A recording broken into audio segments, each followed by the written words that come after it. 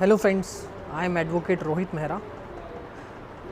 Thumbnail से आपको कुछ आइडिया तो मिल गया होगा कि किस टॉपिक पे बात होने वाली है। ये उसी विषय पर बात होगी और ये एक केस है जो मेरे क्लाइंट से रिलेटेड है, जो कि हस्बैंड हैं। इस केस में होता क्या है, हस्बैंड और वाइफ में, जैसा कि आजकल माहौल चल रहा है, कुछ ना कुछ नोक-झोंक या किसी विवाद को लेकर आपस में लड़ाई झगड़ा, तो उनका मैटर कुछ ज़्यादा आगे बढ़ चुका था, जिसके चलते जब वाइफ मायके जाती हैं तो वहाँ से कुछ कंप्लेंट कर देती हैं, पुलिस कंप्लेंट।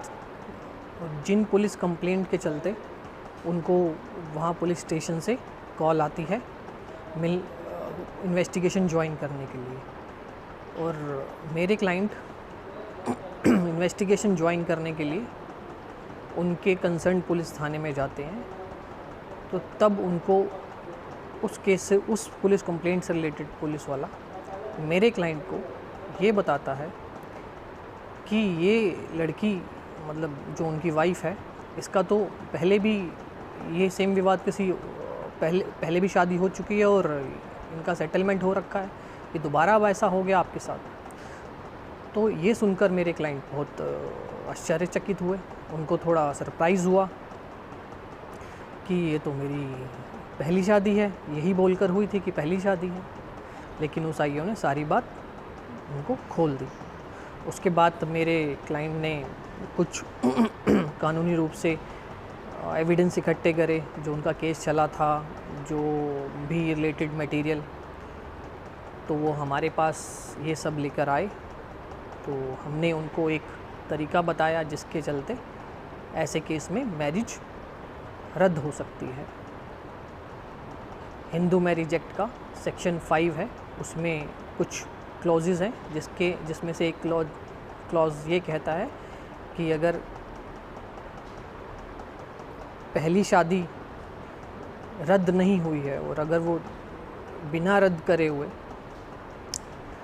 दूसरी शादी कर लेता है तो वो वैलिड शादी नहीं मानी जाएगी।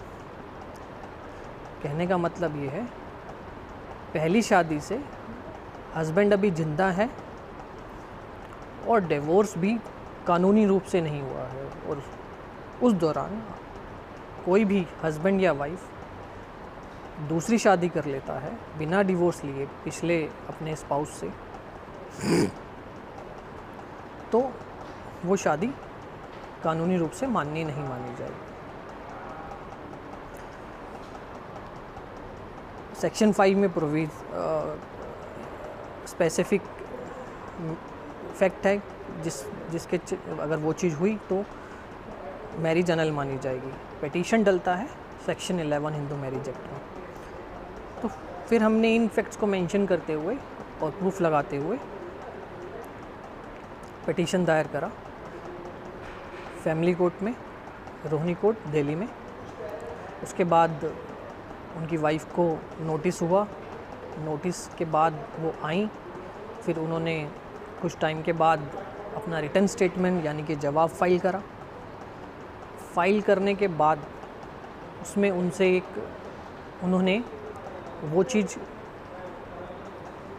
एक तरह से एडमिट कर ली पुख्ता तरीके से कि उन्होंने पहले हस्बैंड से उनका सेटलमेंट तो हो गया था, लेकिन वो कुछ नोटराइज डॉक्यूमेंट लेके आई थी कि जिसमें ऊपर तलाकनामा बिल्कुल लिखा हुआ था, लेकिन वो एक तरह का एग्रीमेंट था, कोई तलाकनामा नहीं था।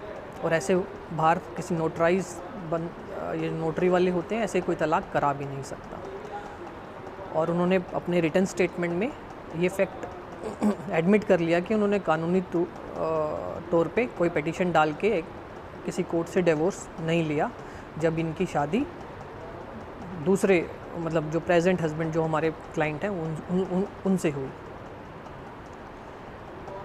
तो जब ये चीज़ एडमिट कर ली उनकी वाइफ ने, रिस्पोंडेंट ने,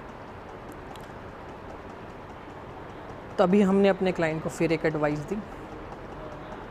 सीपीसी में एक प्रोविज़न है, ऑर्डर 12 रूल 6, वो ये कहता है कि अगर जो मेन फैक्ट है जिसके ऊपर ही सारा केस टिका हुआ है लगभग, अगर वो चीज़ सामने वाला पार्टी पुख्ता तरीके से एडमिट कर लेते हैं तो ऑर्डर 12 रूल 6 CPC में कोर्ट की डिस्क्रिशन है कि मामले को देखते हुए स्पीडी जजमेंट दे दे, क्योंकि आगे चल के ही टाइम वेस्ट होगा और जजमेंट होना वही है अगर पार्टी ने एडमिट कर लिया है तो।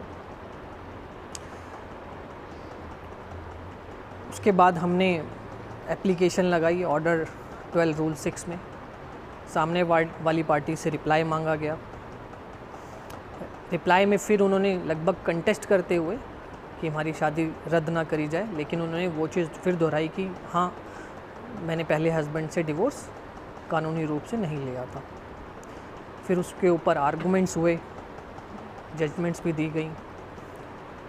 फाइनली अभी हाल फ़िलहाल 2 दिन पहले 8 तारीख को वो एप्लीकेशन हमारी अलाउ हो गई और हमारे क्लाइंट को रिलीफ मिल गया, यानी उनकी मैरिज को कोर्ट ने रद्द कर दिया। इसको कहते हैं annulment of marriage under section 11 read with section 5। But judgement deliver हुआ ऑर्डर 12 रूल 6 में, क्योंकि सामने वाली पार्टी ने वो चीज़ एडमिट कर ली थी। इन जनरल जजमेंट ऐसे नहीं होते, अगर पार्टी ने एडमिट नहीं करी होती तो वो पूरा ट्रायल चलता है जिसमें काफ़ी समय लगता है। बट ये कुछ स्पेशल केसेस होते हैं जिसमें अगर पार्टी पुख्ता तरीके से एडमिट कर लेती हैं तो ऐसे जजमेंट लिया जा सकता है। सो जजमेंट तो अब आ गया उनके केस में, क्योंकि उनके केस में एक 498A जो कि इन जनरल कंप्लेनेंट FIR करवाने की कोशिश करती हैं और एक FIR उनके मेरे क्लाइंट पे और उनके माता पिता रिलेटिव्स वगैरह में हुई है के अगेंस्ट में। तो अब उनको उस FIR क्वैश कराने में बहुत सहायता मिलेगी। ये मैं आपको नेक्स्ट वीडियो में जजमेंट कोट करते हुए बता दूंगा। धन्यवाद, और ऐसी ही महत्वपूर्ण जानकारी के लिए मेरे YouTube चैनल को फॉलो करते रहें। धन्यवाद।